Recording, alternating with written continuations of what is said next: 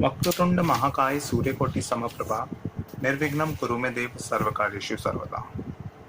गुरु ब्रह्मा गुरु विष्णु गुरुदेवो महेश्वरा गुरु साक्षात परब्रह्म तस्मै श्री गुरुवे नमः। सभी को मेरा नमस्कार। पंचतत्व ज्योतिष में आप सभी का एक बार फिर बहुत बहुत स्वागत है।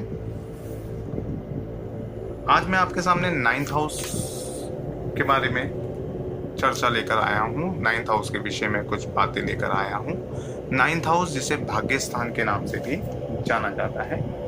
भाग्य यानी कि लक यानी कि फॉर्चून।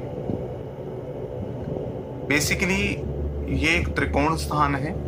1, 5 और 9 जो स्थान होते हैं वो त्रिकोण स्थान यानी कि लक्ष्मी स्थान बोले जाते हैं। इससे धन योग भी बनता है। धन योग में भी इस हाउस का शामिल होना बहुत जरूरी है, ऐसा माना जाता है। 9th हाउस सबसे उत्तम त्रिकोण स्थानों में माना जाता है। ये हमारे प्रारब्ध हैं और ये हमारे संचित कर्मों के अंदर आएगी। यानी कि जो भी हम कर्म कर रहे हैं, जो भी हम दान पुण्य आदि कर रहे हैं, वो यहाँ पर जुड़ रहे हैं और इससे आने वाली लाइफ, जो आगे की लाइफ है, जो आगे हमें लाइफ मिलने वाली है, उसमें उन कर्मों को हम प्रारब्ध के रूप में प्राप्त करेंगे। तो कहने का मतलब ये है कि ये हमारे आने वाले जो जन्म के लिए किए गए अच्छे कर्मों का बैंक बैलेंस है। ठीक है, तो 9th हाउस का मतलब सीधा सीधा ये हुआ कि 9th हाउस की दशा जब भी चलेगी, जब भी व्यक्ति की 9th हाउस की दशा आती है, 9th हाउस की प्लैनेट की अंतरदशा आती है, या उसके नवमेश की दशा आएगी, या कुछ भी ऐसी चीज जो 9th हाउस से रिलेटेड होगी, तो व्यक्ति अंदर से बहुत प्रसन्न हो जाता है। क्योंकि ऐसा माना जाता है कि 9th हाउस की दशा कभी बुरा नहीं करती, सदैव अच्छा करती है। भाग्य स्थान है, फॉर्चून लेकर आएगी। क्या ऐसा सभी के साथ होता है? क्या सभी लोगों के साथ जब 9th हाउस की दशा आती है तो बहुत अच्छा रिजल्ट मिलता है? वो बहुत अच्छा पैसा कमाने लग जाता है, वो बहुत अच्छे ढंग से अपनी लाइफ को गुजर बसर करने लग जाता है, वो अपनी रेपुटेशंस, जो भी उसकी ख्याति है, वो उसको बहुत अच्छी नेम और फेम मिल जाती है, उसकी धन दौलत वेल्थ आदि बढ़ जाती है, उसका प्रॉपर्टी और सुख सुविधाएं भी बढ़ जानी चाहिए। 9th हाउस हमें ऐसा इंडिकेशन देता है। क्या वाकई में ऐसा होता है? तो मैं कहूँगा कि भाग्य भगवान से कनेक्ट करने का एक रास्ता है। तो यहाँ पर यदि व्यक्ति फोकस रहेगा और सन्मार्ग पे चलेगा, भाग्य का सहारा नहीं लेगा, भक्ति और विश्वास आदि के ऊपर रहेगा और चलेगा, तो उसको ये सब चीजें प्राप्त होंगी। लेकिन क्या चीजें प्राप्त होंगी? देखिए, मैंने अभी बात करी धन और जो संपत्ति है उसकी। धन संपत्ति हम 2nd हाउस से देखते हैं, और 2nd हाउस से अगर इस हाउस की चर्चा की जाए, बात की जाए, तो 1, 2, 3, 4, 5, 6, 7, 8 तो अष्टम में आता है। तो कोई भी अष्टम स्थान क्या अच्छा होता है? तो क्या ये धन संपत्ति के लिए भाव अच्छा होगा? नहीं होगा। वहीं सुख सुविधा आदि की बात, जमीन जायदाद की बात, अगर यहाँ से हम देखें तो 1, 2, 3, 4, 5, 6 षष्ठ भाव, क्या ये सुख सुविधाओं से षष्ठम भाव में पड़ रहा है? क्या ये सुख सुविधा जमीन जायदाद के लिए अच्छा होगा? नहीं होगा। त्रिक स्थान है। रेपुटेशन हम दशम भाव से देखते हैं, हमारा नेम फेम दशम भाव से देखते हैं। तो ये इससे 12वां हो गया। तो क्या ये रेपुटेशन, नेम फेम और कार्य काम काज के लिए अच्छा होगा? हानि कर रहा है, हानि भाव है। तो 6, 8, 12 जो व्यक्ति सोचता है कि 9th हाउस यानी कि भाग्य की दशा चलते ही साथ मुझे ये सब चीजें प्राप्त होंगी, तो ऐसा मैं ये नहीं कहूँगा नहीं होता, लेकिन मैं ये आपकी एक थिंकिंग बदलना चाहता हूँ कि अगर भाग्य स्थान की दशा चल रही है तो सभी कुछ अच्छा अच्छा अच्छा हम नहीं सोचेंगे।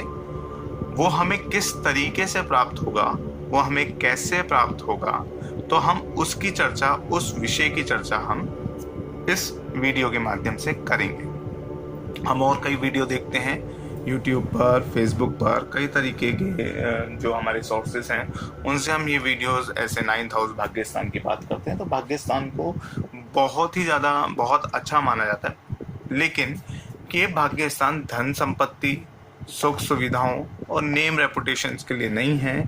ये 9th हाउस हमारे द्वारा संचित कर्मों का है। हम संचित कर्म कैसे लेंगे? संचित कर्म वो सभी कर्म जो हम जाने अनजाने के अंदर किसी को दुख पहुंचाकर या किसी को सुख पहुंचाकर अपने आने वाले, अपने आगे के कर्मों में जोड़ रहे हैं, जो हमें नेक्स्ट लाइफ या कुछ समय के बाद हमें वो प्राप्त होंगे। कभी कभी ऐसी चीजें होती हैं कि आप बहुत ही ज्यादा मुश्किल के अंदर पड़े होते हैं और अचानक कोई ऐसी घटना आपके साथ में घटित हो जाती है जिसे आप मिरेकल का नाम दे देते हैं, जिससे आप मैजिक का नाम दे देते हैं।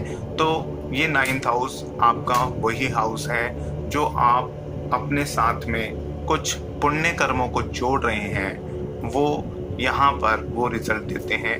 उसी को हम भाग्य का नाम दे देते हैं, उसी को हम लक का नाम दे देते हैं। लक और भाग्य भी अपने कर्मों के द्वारा ही बनाई हुई चीज है। तो आप ये मत सोचना आगे से कि 9th हाउस की दशा चल गई तो मेरा भाग्य उदय हो जाएगा या मेरा भाग्य परिवर्तित हो जाएगा। आप अगर अच्छे कर्म कर रहे हैं, आप अगर दूसरों की सहायता कर रहे हैं, आप बिना किसी सोच विचार के, बिना किसी लालच के, बिना किसी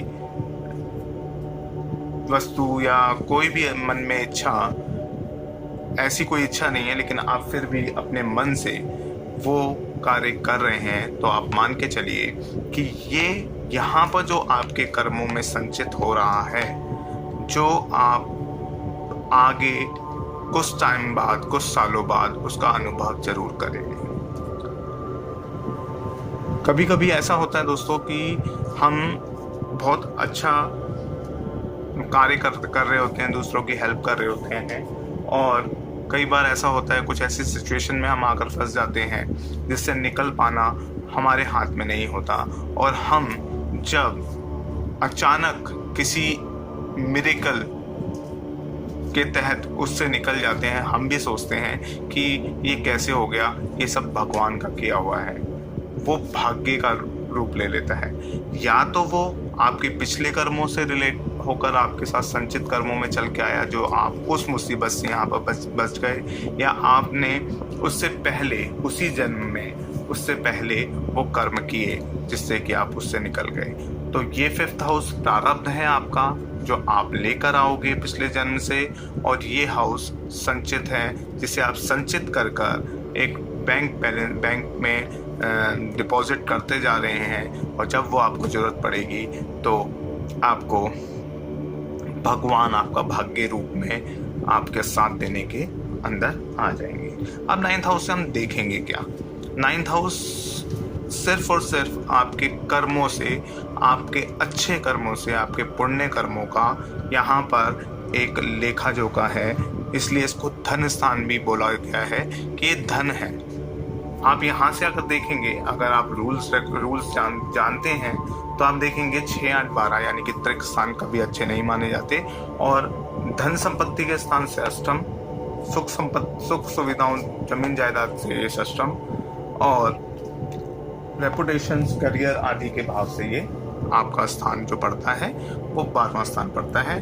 तो ये इन चीज़ों के लिए नहीं है कि आप ये सोचो कि अब तो मेरी जमीन जायदाद आदि बनेगी। ये वो हाउस है जब आपको किसी चीज का सहारा नहीं होता, तो एक ऐसी शक्ति आपको उस जगह से निकाल कर किसी ऊंचाइयों पर ले जाती है। आप खुद भी नहीं जान सकते कि आपके साथ में ऐसा कैसे हो गया, या ऊपर से नीचे ऐसे पटक देती है कि आप तब भी नहीं जान पाते कि आपको ऐसा कैसे हो गया। ये सारे के सारे जो कर्म हैं जो आप कर रहे हैं, ये संचित कर्मों में जुड़ते हुए आपको वो वापस प्राप्त होंगे। तो अगर आप 9th हाउस को अच्छा करना चाहते हैं तो स्टार्ट डूइंग गुड थिंग्स। आप अभी से ही अच्छे कर्मों को करना स्टार्ट कर दीजिए, लेकिन बिना किसी लालच के। तो 9th हाउस से हम क्या देखते हैं? 9th हाउस से हम फादर को देखते हैं, गुरु को देखते हैं। कोई भी काउंसलर होते हैं, कोई भी एडवाइजर होते हैं, वो 9th हाउस से हम देखेंगे। कोई भी भगवान आदि का जो प्लेस है, धार्मिक स्थान है, वहाँ पर हम इन चीज़ों को देखेंगे। जो भी चीज़ें स्पिरिचुअल जर्नी आदि हम यहाँ से देखेंगे। पोस्ट ग्रेजुएशन हम यहाँ से देखेंगे, क्योंकि 5th से 5th आ गया तो पोस्ट ग्रेजुएशन डिग्री देखेंगे। आप यहाँ पर देखेंगे कि आप फॉरेन कंट्री से कैसा पैसा कमा पाते हैं, मतलब जो फॉरेन कंट्री में आप डील करेंगे वो किस तरीके से करेंगे, कैसे करेंगे, वो आप यहाँ से देखेंगे। ये अष्टम स्थान आ गया तो फैमिली से अष्टम आ गया तो फैमिली की माइग्रेशंस देखेंगे। फैमिली का एक स्थान से दूसरे स्थान पे चले जाने का आप यहाँ से देखेंगे। या तो फैमिली पूरी चेंज होगी या आप फैमिली से दूर जा सकते हैं अगर जब 9th हाउस की दशा, अंतरदशा या नवमेश की अंतरदशा या दशा चल रही होगी। तो 3rd हाउस यानी कि आपके जो यंगर सिबलिंग है उससे 7th आ गया, तो आपके यंगर सिबलिंग की जो वाइफ है उनके बारे में, यंगर सिबलिंग का जो बिजनेस डीलिंग है, वो बिजनेस है, उसको भी आप यहाँ से 9th हाउस से देख पाएंगे। यहाँ से आप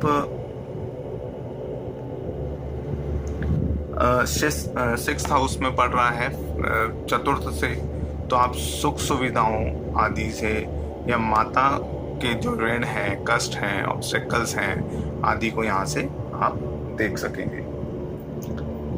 अब यहाँ से आप क्या देखेंगे कि 5th से 5th हो गया, यानी कि चिल्ड्रंस स्थान जो रोमांस लाइफ, लव लाइफ आदि का है, उससे पंचम हो गया। तो आप क्रिएटिव एक्सप्रेशंस अपने बच्चों का देख पाएंगे यहाँ से। उनकी जो स्पेकुलेशन है उसको आप यहाँ से देख पाएंगे। और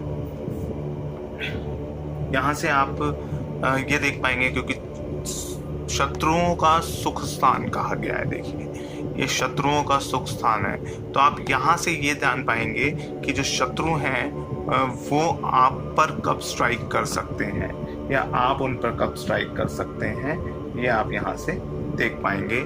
यहाँ से आप अपने मामा, मासी, नानी, अपने ननिहाल के घर के बारे में यहाँ से विचार कर पाएंगे।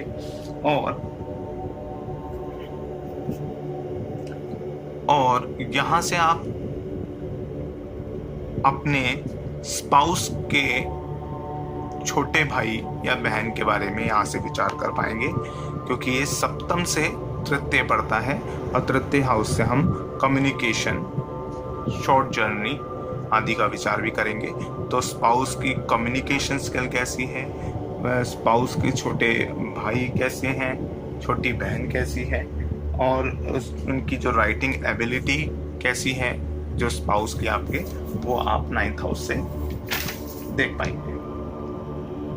अब देखिए यहाँ पर आप जब 8th हाउस से उनकी बात करेंगे तो ये जो स्थान है, जो नवम स्थान है, वो 8th हाउस यहाँ से 12वां स्थान हो जाएगा। तो यहाँ से आप स्पिरिचुअल जो आपका वो है उसकी हानि यहाँ से देखेंगे।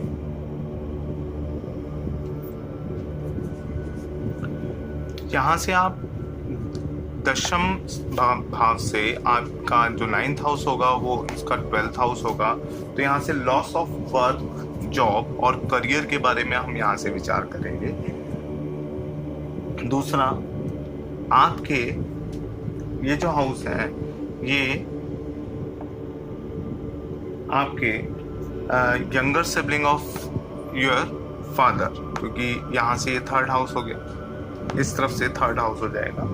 तो ये सब चीज़ें आप यहाँ पर, ये जो हाउस है इसका जो कर्म, आपकी जो मोक्ष का स्थान है, ये जो कर्मा आपके जो वो हैं उनका जो कार्मिक प्लेस जो है, आपके जो मोक्ष स्थान का जो कार्मिक प्लेस है वो नवम भाव है। यानी कि आप जो कर्म कर रहे हैं वो आपको मोक्ष का रास्ता भी यहीं से लेकर जाएगा। आइए अब देखते हैं कि ये हाउस में बैठे हुए प्लैनेट क्या करेंगे। देखिए, हर प्लैनेट का अपना अपना एक ईयर स्पेसिफिक है कि जब वो उस ईयर में अपने आप को एक्टिवेट करता है। यानी कि जो आप कर्म कर रहे हैं वो कर्म जिस चीज़ के रिगार्डिंग है वो प्लैनेट को एक्टिवेट करते हैं, और वो अच्छे और बुरे कर्म जो हैं वो प्लैनेट अपने हिसाब से आपको देगा।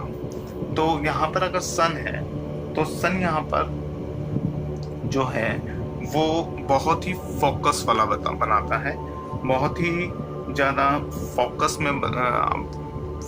में इंसान रहेगा, और उसको उसके अंदर बहुत सारी एनर्जी होगी, और बट उसको यहाँ पर मोटापा दे सकता है वो 9th हाउस में अगर सूर्य होता है। तो उसको चाहिए कि वो अपने वजन पर कंट्रोल करे। अगर यहाँ पर किसी का चंद्रमा बैठा है तो उसका जो भाग्य वर्ष है वो 24 साल की उम्र में होता है। 24 साल की उम्र में, क्योंकि जो चंद्रमा है वो हमेशा किसी का साथ चाहता है, क्योंकि चंद्रमा को प्रकाशित करने के लिए सूर्य का साथ होना जरूरी है। अगर सूर्य उसको रोशनी ना दे तो वो अमावस का रूप ले लेता है, यानी कि दिखाई ही नहीं देता। तो चंद्रमा को हमेशा किसी की सपोर्ट की ज़रूरत रहती है, और तो इनको अपने भाग्योदय के लिए किसी न किसी की हमेशा ज़रूरत रहती है। 24 साल की उम्र में इनका चंद्रमा जो है, अगर यहाँ पर किसी का 9th हाउस में चंद्रमा बैठा है तो 24 साल की उम्र में उनका भाग्योदय होगा। यहाँ पर मंगल अगर किसी का बैठा है तो ऐसे व्यक्ति, क्योंकि मंगल का काम है बहुत ही जल्दबाजी में रहना, तो यहाँ पर जब मंगल बैठा होता है तो ऐसे व्यक्ति का भाग्योदय 28 वर्ष की उम्र में होता है, और वो हमेशा जल्दबाजी में रहते हैं। जल्दबाजी में रहने के कारण वो अपनी दिशा को निर्धारित नहीं कर पाते कि वो किधर जाना चाहते हैं, और व्यर्थ ही इधर उधर भटकते रहेंगे।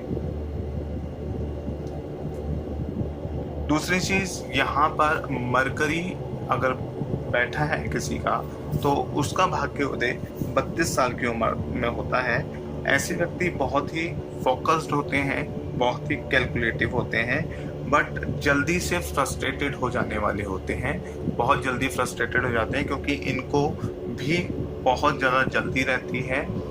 ये चाहते हैं कि बहुत जल्दी मेरे को कार्य कुछ मिलता रहे। तो यहाँ पर बुध की पोजीशन तो बहुत अच्छी है, बट उनको फोकस रहना पड़ेगा, और जल्दी से फ्रस्ट्रेटेड होने की जो आदत है उससे उनको निजात पाना पड़ेगा। दूसरा जो प्लैनेट है यहाँ पर जुपिटर जो है वो यहाँ पर बहुत अच्छा रिजल्ट अमूमन देखा गया है कि देता है। हालांकि कारक भावनाशय का इसके ऊपर सिद्धांत लगता है, क्योंकि 9th हाउस का जो कारक है वो जुपिटर है, लेकिन फिर भी यहाँ पर जुपिटर ये देखा गया है कि वो अच्छा रिजल्ट देता है अगर व्यक्ति कुछ चीज़ों पर ध्यान दे। तो उसके लिए उसको करना क्या है, उसके लिए एक तो अंधश्रद्धा किसी के ऊपर नहीं रखनी, अंधभक्ति जो है वो नहीं रखनी। दूसरी चीज, उसको किसी पर भी अंधा बनकर विश्वास नहीं करना चाहिए, और कभी भी भाग्य के भरोसे उसको नहीं बैठना चाहिए, क्योंकि अगर यहाँ पर जुपिटर बैठा है तो कारक भावनाशय का सिद्धांत लागू होगा।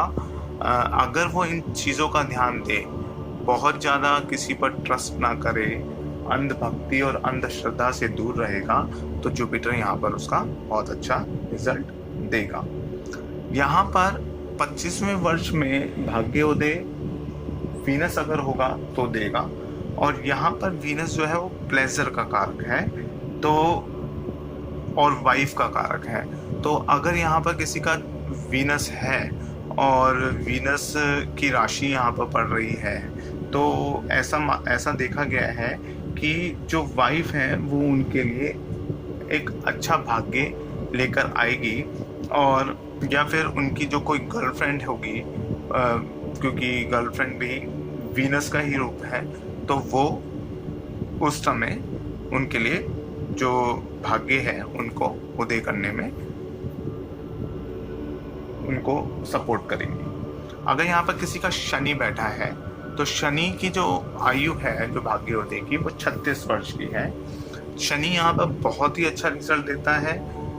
देखिए, शनि के ऊपर स्थान हानि करो जीवा और स्थान बढ़ोतरी करो शनि, यानी कि शनि जहाँ पर बैठते हैं वहाँ पर वो अच्छा ही रिजल्ट लेकर आएंगे। तो इसीलिए यहाँ पर शनि अच्छा है।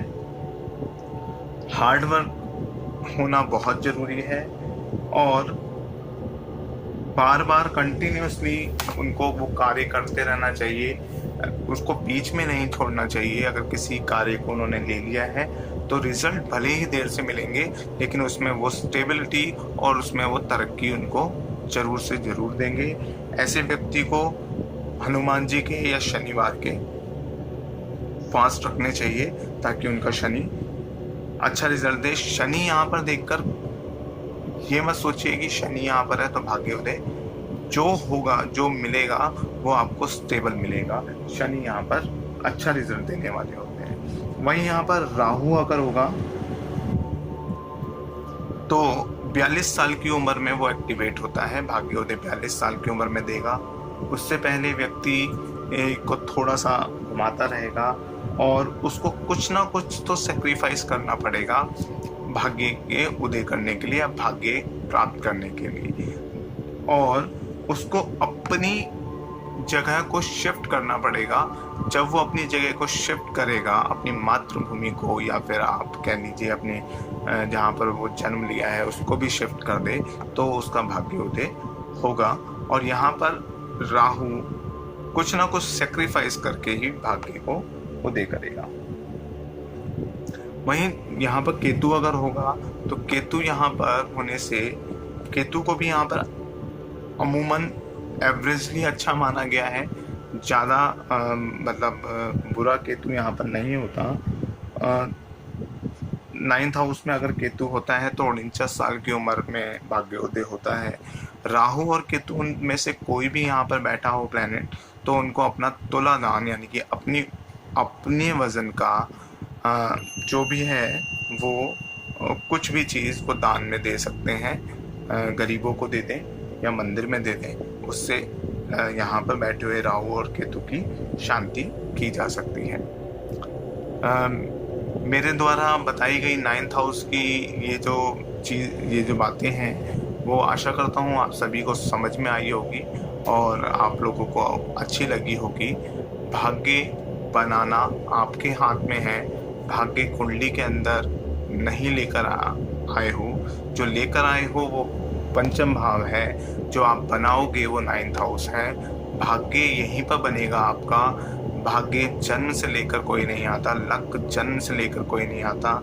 ये आपका भाव संचित कर्मों का है। यहाँ पर अपने अच्छे कर्मों के कारण आप संचित करते जाइए और ये आपको प्रारब्ध रूप में आपको प्राप्त होगा, जिससे कि आपको आपका अगला जन्म या आपके आने वाले बुरे समय में यही जो आपके संचित कर्म है, अच्छे संचित कर्म आपको उस समस्याओं से निकालने में मदद करेंगे, जिसको आप भाग्य बोलते हैं, जिसको आप लक बोलते हैं कि आज मैं बहुत लकी रहा, मेरे साथ ऐसा हो गया, मैं सोच ऐसा रहा था और मेरे साथ हो ऐसा गया। और कई बार आप अपने आप को अनलकी इसलिए समझते हैं क्योंकि जो आपके संचित कर्म हैं वो किसी ना किसी कारण से, चाहे वो पिछले कर्मों की वजह से या कुछ सालों के पीछे कर्मों की वजह से आपके संचित कर्मों में जुड़ गए हैं, जो आपको अच्छा और बुरा रिजल्ट देंगे। आशा करता हूँ आप सभी को मेरा ये वीडियो पसंद आएगा, और अगर पसंद आए तो मेरे YouTube चैनल और मेरे Facebook चैनल से जुड़कर आप आगे और ज्योतिष ज्ञान का आनंद ले सकते हैं, और मेरी बताई हुई रेमेडीज के बारे में भी आप मेरे YouTube चैनल और Facebook चैनल से जुड़कर पता कर सकते हैं। धन्यवाद।